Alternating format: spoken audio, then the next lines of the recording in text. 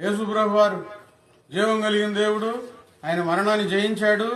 మరలా ఆయన తిరిగి వస్తాడు. నేను ప్రార్థన చేసుకుంటా పరిశుద్ధంగా జీవిస్తా ఉంటే ఆయన మరలా నన్ను మేఘాల మీదకి తీసుకొని వెళ్తాడు. ఆ బోరు శబ్దం నాకు వినపడిద్ది. ఈ విశ్వాసం లేదు. ఈ విశ్వాసాన్ని సంపాదించుకున్న వాళ్ళు నిజమైన క్రైస్తవులు అవుతారు. నీలో ఈ విశ్వాసం లేకపోతే నువ్వు ఎంత సంపాదించుకున్నా వ్యర్థమే. ఈ విశ్వాసాన్ని స్థాపించుకొని మంచి హృదయంతో ఏమున్నా లేకపోయినా ప్రభువుని వెంబడించాలి.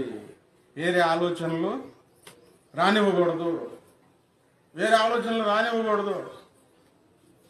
మా అమ్మ వారం వారం సాక్ష్యం చెప్పేది, ప్రార్థన చేసుకునేది. ప్రభువా, నేను ఒంటరిదాన్ని